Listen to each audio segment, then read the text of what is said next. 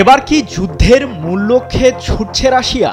Pokrovsk দখলের পরেই কি ইউক্রেনের রাজধানী কিয়েভকে দখলে নেবে রাশিয়া? কেন শুধুমাত্র পোক্রোভস্ক দখলের জন্য ১.৫ লাখ সৈন্য অঞ্চলটিতে আনছে মস্কো? এরই মধ্যে ইউক্রেনের ৪টি কৌশলগতভাবে সবচেয়ে গুরুত্বপূর্ণ অঞ্চলের দখল নিতে সফল হয়েছে রাশিয়ার সামরিক বাহিনী। তাহলে কি ইউক্রেনে শেষ পেরেক ঢুকতে যাচ্ছেন রুশ প্রেসিডেন্ট ভ্লাদিমির পুতিন? যুক্তরাষ্ট্রসহ পশ্চিমাদের কাছে অঢেল অস্ত্রের সহায়তা পাবার পরও যুদ্ধের ময়দানে লাগাম ধরে রাখতে পারছে না ইউক্রেন। প্রায় প্রতিদিনই রাশিয়ার সামরিক বাহিনীর কাছে লজ্জাজনক পরাজয় বরণ করতে হচ্ছে প্রেসিডেন্ট ভলোদিমির জেলেনস্কির নেতৃত্বাধীন ইউক্রেনের সামরিক বাহিনীকে। যদিও জেলেনস্কি নিজেও স্বীকার করে জানিয়েছেন পোক্রোভস্কে তার বাহিনীর পরিস্থিতি অত্যন্ত জটিল। এছাড়াও জাপোরিঝিয়ার দক্ষিণ পূর্বাঞ্চলে আক্রমণ বৃদ্ধি করেছে মস্কো।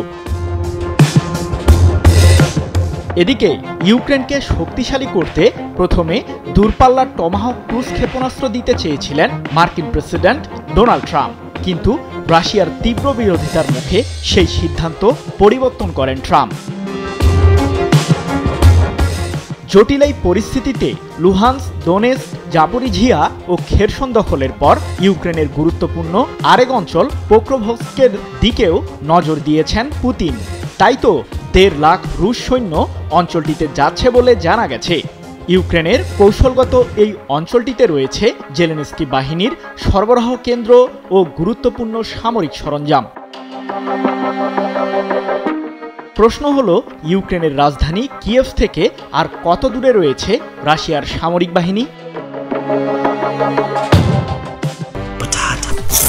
বাছাই করা আলু আর স্পাইসি সিজনিং এ প্রাণ পোটাটা চিপস নাকি বিস্কিট খেয়ে বুঝে নাও। সমরবিদরা বলছেন, রাশিয়া পোক্রোভস্ক দখলে সফল হলে ইউক্রেনের জন্য হবে এটি একটি লজ্জাজনক পরাজয়।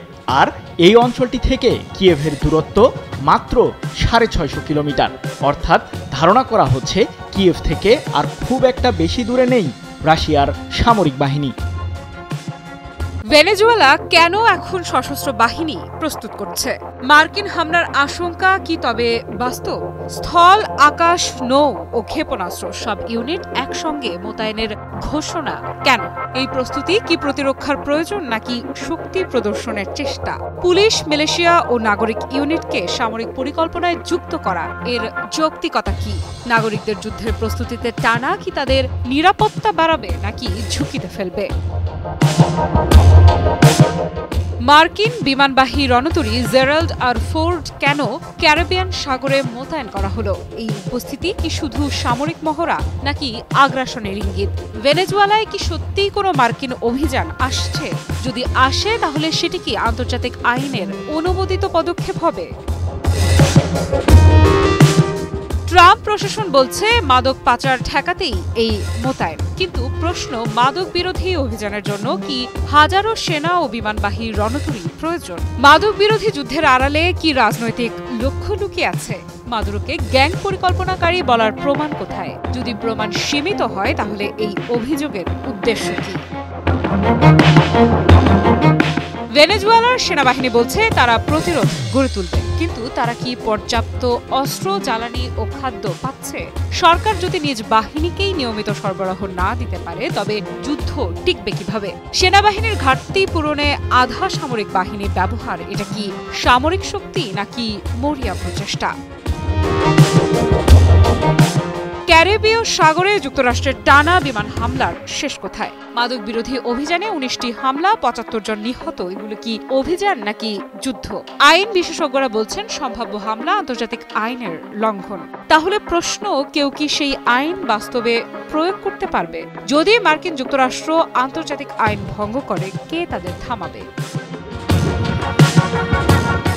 যুক্তরাজ্য ভিত্তিক গবেষণা প্রতিষ্ঠান ইউগভের সাম্প্রতিক এক জরিপে দেখা গেছে যুক্তরাষ্ট্রের প্রায় ৪৭% মানুষ ভেনেজুয়েলার ভূখণ্ডে স্থল হামলার বিরোধিতা করেছেন। মাত্র ১৯% মতো মানুষ বলছেন তারা এমন হামলাকে সমর্থন করবেন। তাহলে সরকার কেন সেই জনমত উপেক্ষা করছে?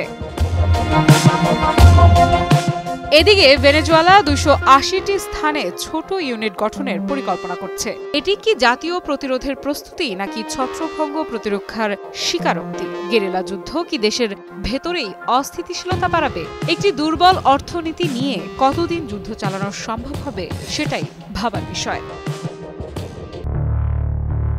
জুনের সেই 12 দিনের যুদ্ধ সত্যি কি শেষ হয়ে গেছে? ইসরায়েল বলছে তারা ইরানের অক্ষ শক্তিকে চূর্ণ করেছে, কিন্তু প্রশ্ন হলো একটি যুদ্ধের পর আসলেই কতটা ভেঙে পড়ে ইরানের মতো একটি রাষ্ট্র, আর কতটা মজবুত থাকে তার প্রতিশোধের মনোভাব। ইসরায়েলের প্রধানমন্ত্রী বেনিয়ামিন নেতানিয়াহু বলেছেন, আমরা ইরানের পারমাণবিক ও ব্যালিস্টিক হুমকি নিষ্ক্রিয় করেছি। কিন্তু আসলে কি ইরান এখন নিষ্ক্রিয়, নাকি এটি কেবল এক রাজনৈতিক ঘোষণা যার উদ্দেশ্য দেশের ভেতরে আশ্বাস তৈরি করা? আর যদি হুমকি দূরে সরিয়ে দেয়া হয়ে থাকে তাহলে কেন নেতানিয়াহু নিজেই বলেছেন হুমকিটা কেবল কমেছে কিন্তু এখনো বিদ্যমান? জুন মাসে হঠাৎ শুরু হওয়া যুদ্ধ কে প্রথম আগুন ছুড়েছিল? ইসরায়েল যখন তেহরানের সামরিক ও পারমাণবিক স্থাপনায় হামলা চালায় তখন কি সেটা আত্মরক্ষার অংশ ছিল নাকি আক্রমণের নতুন অধ্যায়? আর ইরানের জবাবে শত শত ড্রোন ও ব্যালিস্টিক ক্ষেপণাস্ত্র তা কি আগামীর কোনো বড় সংঘাতের মহড়া মাত্র? 22 জুন যুক্তরাষ্ট্র হামলায় যোগ দেয়। ইরানের ফোর্দো, নাতাঞ্জ, ইস্ফাহান এই 3 প্রধান পারমাণবিক স্থাপনা টার্গেট করা হয়। প্রেসিডেন্ট ডোনাল্ড ট্রাম্প তখন বলেন, আমরা ইরানের পারমাণবিক স্থাপনাগুলো ধ্বংস করেছি। কিন্তু সত্যি কি ধ্বংস হয়েছিল নাকি ধুলো উড়েছিল শুধু খবরের কাগজে? আর একটি প্রশ্ন, একটি দেশের পারমাণবিক স্থাপনায় হামলা কি আন্তর্জাতিক আইনে ন্যায্য প্রতিরক্ষা হিসেবে গণ্য হয় নাকি সেটি নতুন যুদ্ধের সূচনা? 24 জুন মার্কিন মধ্যস্থতায় যুদ্ধবিরতি ঘোষণা করা হয়, কিন্তু যুদ্ধবিরতি মানেই কি শান্তি? যখন দুই পক্ষই বলছে পরবর্তী সংঘাত আসছে তখন শান্তির অর্থ আসলে কি? ইসরায়েলি মিডিয়া বলছে পরের সংঘাতে তারা আরও আক্রমণাত্মকভাবে প্রতিক্রিয়া জানাবে। প্রশ্ন হচ্ছে, একটি যুদ্ধের পরই যদি আরেক যুদ্ধের প্রস্তুতি চলে তবে শান্তি চুক্তির মূল্য কোথায়? বাছাইকৃত কাঁচামাল ও স্বয়ংক্রিয় ইউরোপিয়ান মেশিনে তৈরি হয় all time honeycomb, all time healthy life. ইরানি শাসন ব্যবস্থা পতনের লক্ষ্যে এই কথাগুলো কি কেবল কূটনৈতিক ভাষা নাকি সত্যিকার সামরিক পরিকল্পনা? যদি সত্য হয় তবে সেটি কি একটি রাষ্ট্রের সার্বভৌমত্বে হস্তক্ষেপ নয়? আর ট্রাম্পের যুদ্ধবিরতি তা কি যুদ্ধ থামিয়েছিল নাকি শুধু সময় কিনেছিল? ইসরায়েল কি আসলেই শেষ ধাপের হামলার কাছাকাছি ছিল? আর যদি তা সম্পন্ন হতো মধ্যপ্রাচ্যের মানচিত্র কি আগের মতো থাকতো?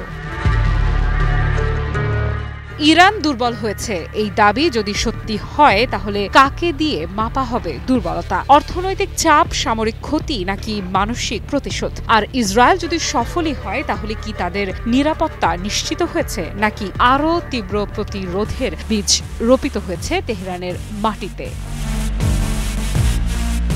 12 দিনের যুদ্ধ থেমেছে, কিন্তু তা কি সত্যি শেষ হয়েছে নাকি এটি কেবল পরবর্তী অধ্যায়ের নীরব অপেক্ষা? কে আসলে জিতেছে, যে বেশি আঘাত করেছে নাকি যে এখনো টিকে আছে? রাশিয়া কেন ইউক্রেনের পোক্রোভস্ক শহর দখলে নিতে চাচ্ছে? কি এমন বিষয় জড়িত রয়েছে এই শহরটিতে? মস্কো জানিয়েছে এরই মধ্যে পোক্রোভস্ক শহরের গভীরে প্রবেশ করেছে রাশিয়ার সামরিক বাহিনী। শহরটির পুরো দখল নিতে 1.5 লাখ রাশিয়ান সৈন্য পোক্রোভস্কের দিকে রওনা দিয়েছে বলেও জানা গেছে। পোক্রোভস্ক দখলের মাধ্যমে কি অর্জন করতে চায় রাশিয়া? যুক্তরাষ্ট্রসহ পশ্চিমাদের শতচাপের মধ্যেও ইউক্রেনকে নাকানি চুবানি দিতে পিছপা হচ্ছে না রাশিয়া। তাই তো 2024 সালের মাঝামাঝি থেকেই পোক্রোভস্ক দখলের জন্য আপ্রাণ চেষ্টা চালিয়ে যাচ্ছে রাশিয়ার সামরিক বাহিনী। ইউক্রেনের সশস্ত্র বাহিনীর প্রধান ওলেকজান্ডার সিরস্কি জানিয়েছেন, পোক্রোভস্ককে পুরোপুরি দখলে নিতে 1.5 লাখ সৈন্য পাঠানোর সিদ্ধান্ত নিয়েছেন রাশিয়ার প্রেসিডেন্ট ভ্লাদিমির পুতিন। 12 নভেম্বর এক প্রতিবেদনে বিষয়টি নিশ্চিত করেছে ব্রিটিশ বার্তা সংস্থা রয়টার্স। প্রশ্ন হলো, এই পোক্রোভস্ক শহরের দিকে আসলে এত নজর কেন রাশিয়ার? পোক্রোভস্ক হল ইউক্রেনের পূর্বাঞ্চলীয় দোনেস্ক অঞ্চলের সড়ক ও রেল সংযোগস্থল, যেখানে যুদ্ধ শুরুর আগে প্রায় ৬০,০০০ মানুষ বসবাস করত। এটি কিছুদিন আগেই ইউক্রেনের সেনাবাহিনীর জন্য একটি গুরুত্বপূর্ণ সরবরাহ কেন্দ্র ছিল। এই শহরের সড়ক ব্যবহার করেই ইউক্রেনের সৈন্যরা যুদ্ধবিধ্বস্ত অন্যান্য সামরিক ইউনিটগুলোতে সরঞ্জাম সরবরাহ করত। ইউক্রেনের একমাত্র কোকিং কয়লা উৎপাদনকারী খনিটির অবস্থান পোক্রোভস্ক থেকে প্রায় ১০ কিলোমিটার পশ্চিমে। এই খনি থেকে উৎপাদিত কয়লা একসময় ইস্পাত শিল্পে ব্যবহৃত হতো, তবে বর্তমানে খনির কাজ বন্ধ রয়েছে। এছাড়াও পোক্রোভস্কে রয়েছে দোনেস্ক অঞ্চলের বৃহত্তম কারিগরি বিশ্ববিদ্যালয়, যা এখন পরিত্যক্ত অবস্থায় রয়েছে, যুদ্ধের কারণে ব্যাপক ক্ষতিগ্রস্ত হয়েছে। এখন প্রশ্ন হলো, পোক্রোভস্ক দখলে রাশিয়ার লাভ কি? রাশিয়া মূলত পুরো দনবাস অঞ্চল দখলে নিতে চায়, যার মধ্যে রয়েছে ইউক্রেনের লুহান্স্ক এবং দোনেস্ক প্রদেশ। যদিও ইউক্রেন এখনও দনবাসের 10% জায়গা নিয়ন্ত্রণে রেখেছে, আর রাশিয়া পোক্রোভস্ক এবং কোস্টান্টিনিভকা দখল করলে ইউক্রেন নিয়ন্ত্রিত ক্রামাটোর্স্ক এবং স্লোভিয়ানস্কের দিকে অগ্রসর হওয়া মস্কোর জন্য সহজ হয়ে যাবে। বাছাইকৃত কাঁচামাল ও স্বয়ংক্রিয় ইউরোপিয়ান মেশিনে তৈরি হয় all time honeycomb, all time healthy life. এদিকে রাশিয়া পশ্চিমাদের বোঝাতে চায় যে দোনেস্ক অঞ্চলের অবশিষ্ট অংশ পুতিনের সামরিক বাহিনীর কাছে অত্যন্ত গুরুত্বপূর্ণ। এছাড়াও ইউক্রেনের সাথে শান্তি চুক্তির অংশ হিসেবে প্রেসিডেন্ট ভলোদিমির জেলেনস্কির উচিত স্বেচ্ছায় এই অঞ্চলগুলো মস্কোর কাছে ছেড়ে দেওয়া। কিন্তু ছোট এই শহরটি দখলের জন্য এত সময় কেন নিচ্ছে রাশিয়া? 1 বছরেরও বেশি সময় ধরে পোক্রোভস্ক দখলের হুমকি দিয়ে আসছে রাশিয়া। তবে পূর্ণ আক্রমণের পরিবর্তে রাশিয়ার সামরিক বাহিনী মূলত ধীরে ধীরে পোক্রোভস্ককে ঘিরে ফেলার চেষ্টা করছে, কারণ রাশিয়া আর পূর্বের মতো রক্তক্ষয়ী যুদ্ধ চায় না, বরং ইউক্রেনের সামরিক বাহিনীর মাঝে এক ধরনের ভয় ধরাতেই ধীরগতি অনুসরণ করছে মস্কো। এছাড়াও ড্রোন হামলা চালিয়ে ইউক্রেনের সামরিক রসদ সরবরাহ ব্যাহত করারও নকশা আঁকছে রাশিয়ার সৈন্যরা। রাশিয়া আবার কি পারমাণবিক অস্ত্র পরীক্ষার পথে যাচ্ছে? রুশ পররাষ্ট্রমন্ত্রী সের্গেই ল্যাভরভের সাম্প্রতিক মন্তব্যে উদ্বেগ ছড়িয়েছে। তিনি স্পষ্ট করে বলেছেন, যদি যুক্তরাষ্ট্র পারমাণবিক পরীক্ষা চালায়, রাশিয়াও সমানভাবে প্রতিক্রিয়া জানাবে। ল্যাভরভের এই বক্তব্য হঠাৎ নয়। তিনি মনে করিয়ে দিয়েছেন, প্রেসিডেন্ট পুতিন 2023 সালে বলেছিলেন, যদি কোনো পারমাণবিক শক্তিধর দেশ প্রকৃত পারমাণবিক বিস্ফোরণ চালায়, তাহলে রাশিয়াও একইভাবে প্রতিক্রিয়া জানাবে। এদিকে 2 সপ্তাহ আগেই মার্কিন প্রেসিডেন্ট ডোনাল্ড ট্রাম্প ঘোষণা দিয়েছেন, তিনি তার প্রশাসনকে অবিলম্বে পারমাণবিক পরীক্ষা পুনরায় শুরুর নির্দেশ দিয়েছেন। তার যুক্তি, অন্য দেশগুলোও নাকি গোপনে এমন পরীক্ষা চালাচ্ছে। কিন্তু ইতিহাস বলছে অন্য কথা। রাশিয়ার সর্বশেষ পারমাণবিক পরীক্ষা হয়েছিল 1990 সালে, আর যুক্তরাষ্ট্রের 1992 সালে। 1996 সালে comprehensive nuclear test ban treaty CTBT স্বাক্ষরের পর বিশ্ব প্রায় 3 দশক ধরে পারমাণবিক বিস্ফোরণ থেকে বিরত রয়েছে। শুধু ভারত, পাকিস্তান ও উত্তর কোরিয়াই এর ব্যতিক্রম। রাশিয়া গত বছর একটি পারমাণবিক শক্তিচালিত ক্ষেপণাস্ত্র পরীক্ষা করেছিল, তবে সেটি প্রকৃত পারমাণবিক বিস্ফোরণ ছিল না। তবু এবার ল্যাভরভের বক্তব্যে নতুন করে আশঙ্কা তৈরি হয়েছে। এটি কি সতর্কবার্তা নাকি রাজনৈতিক চাপ সৃষ্টির কৌশল? অন্যদিকে যুক্তরাষ্ট্রের জ্বালানি মন্ত্রী ক্রিস রাইট বলেছেন, তাদের পরীক্ষাগুলো নন ক্রিটিক্যাল, অর্থাৎ কোনো বিস্ফোরণ নয়, বরং সিস্টেম বা প্রযুক্তি যাচাইয়ের অংশ। তাহলে রাশিয়ার উদ্বেগ এত প্রবল কেন? ক্রেমলিন মুখপাত্র দিমিত্রি পেসকভ জানিয়েছেন, তারা যুক্তরাষ্ট্রের কাছ থেকে কোনো সরাসরি তথ্য পায়নি, তবে পুতিন সামরিক বাহিনীকে নির্দেশ দিয়েছেন পারমাণবিক পরীক্ষা শুরুর যৌক্তিকতা পুনর্মূল্যায়ন করতে। এদিকে চীন জানিয়েছে, তারা কোনো পারমাণবিক পরীক্ষা চালাচ্ছে না এবং সিটিবিটির নিয়ম মেনে চলবে। চীন জোর দিয়ে বলেছে, দেশটি পারমাণবিক অস্ত্রের প্রথম ব্যবহার না করার নীতিতে অটল। তবু যুক্তরাষ্ট্রের প্রতিরক্ষা দপ্তরের এক মনোনীত কর্মকর্তা রবার্ট কেটলিক সম্প্রতি কংগ্রেসে বলেছেন, আঞ্চলিক সংঘাতের ক্ষেত্রে কৌশলগত স্তরের নিচে পারমাণবিক বিকল্প রাখা দরকার। এই মন্তব্য রাশিয়ার দৃষ্টি এড়ায়নি।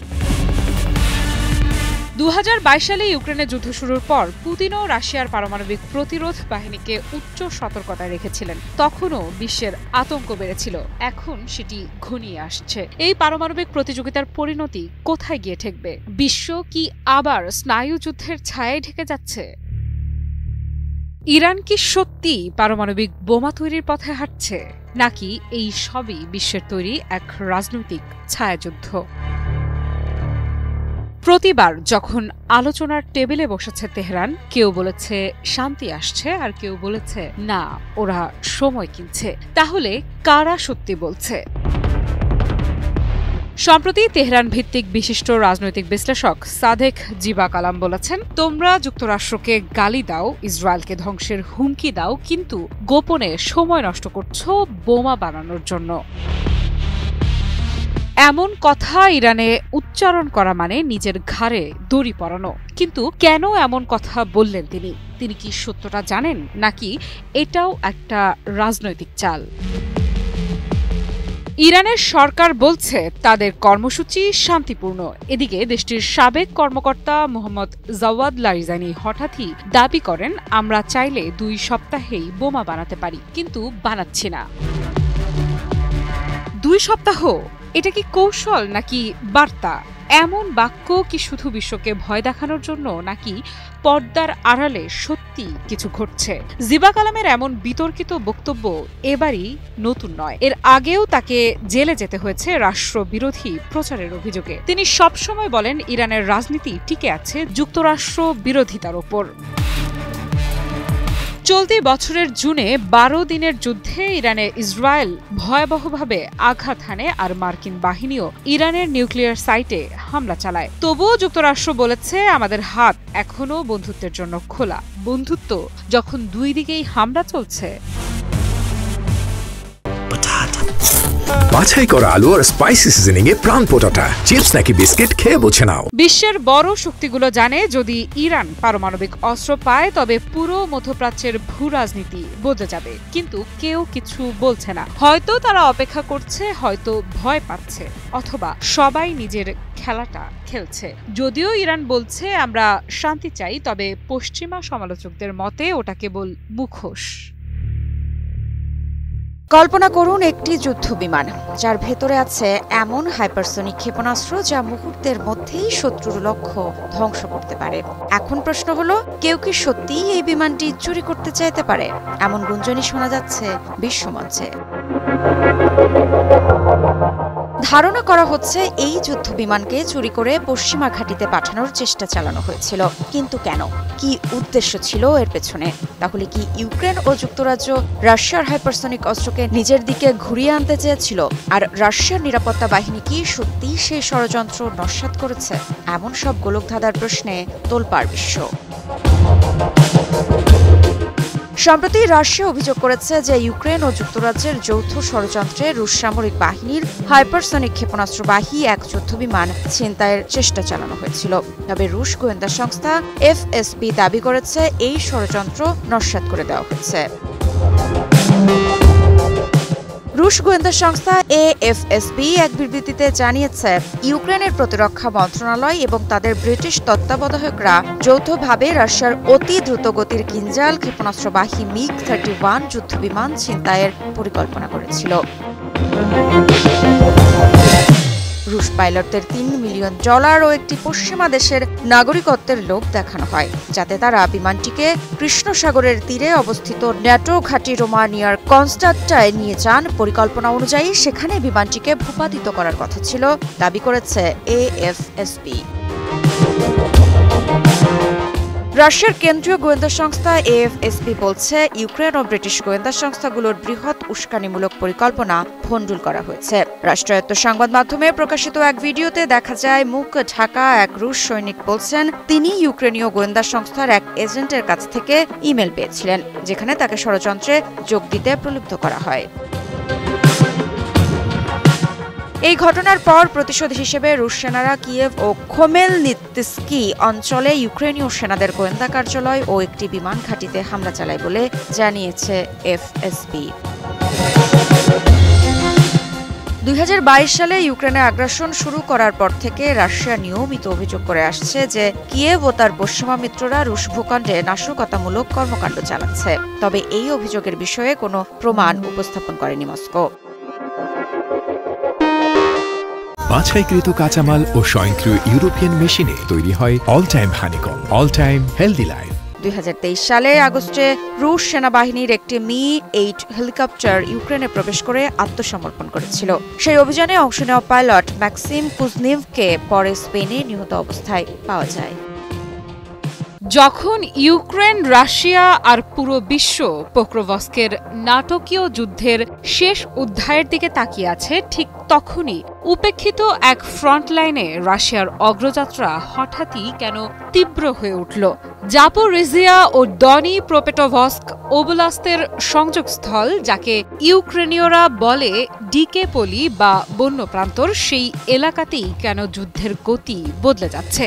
11 নভেম্বর যখন রাশিয়ার ম্যাড ম্যাক্স ধাঁচের কনভয় পোক্রোভস্কে ঢোকার দৃশ্য প্রকাশ পেল, সেদিনই কেন ইউক্রেনীয় সেনারা হুলিয়াইপোলের উত্তরের 5টি গ্রাম থেকে পিছু হটল?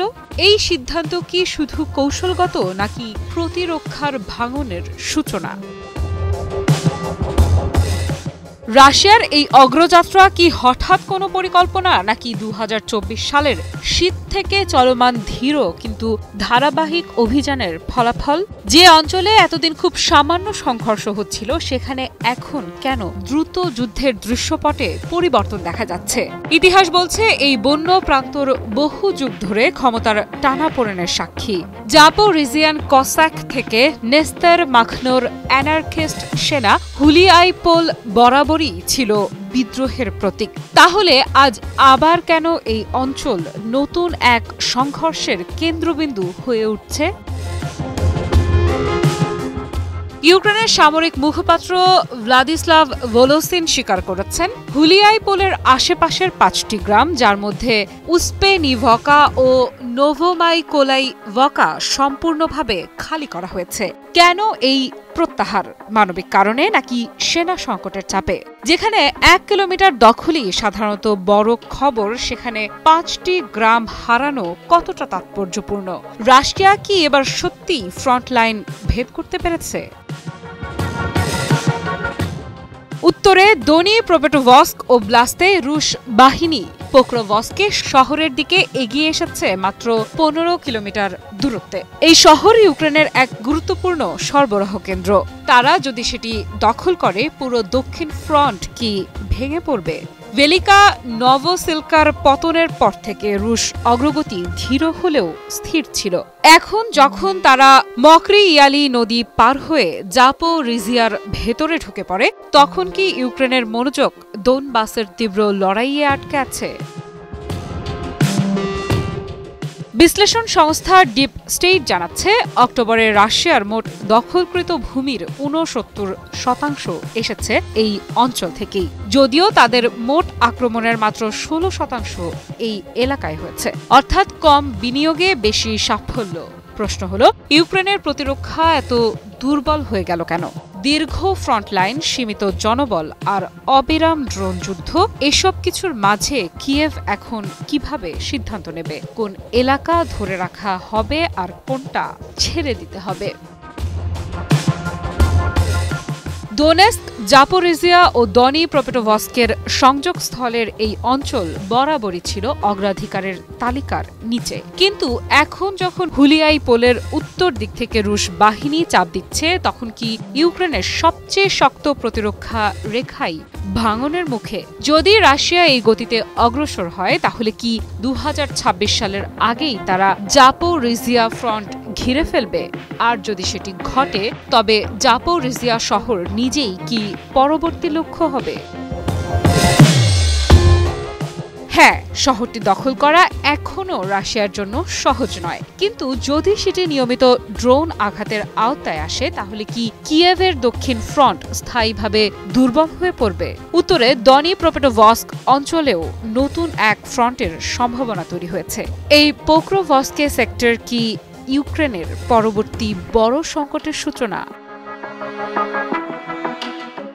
বর্তমানে হুলিয়াই পোল প্রতিরক্ষা করছে কয়েকটি দুর্বল মেকানাইজড ও টেরিটোরিয়াল ডিফেন্স ব্রিগেড। তাদের সহযোগিতায় রয়েছে ছোট ড্রোন ইউনিট ও নবগঠিত অ্যাসল্ট ফোর্সেস। কিন্তু এই বাহিনী কতটা কার্যকর? যখন শত্রুরা সংখ্যায় ও সম্পদে বহুগুণ বেশি, তখন মনোবলই কি একমাত্র অস্ত্র?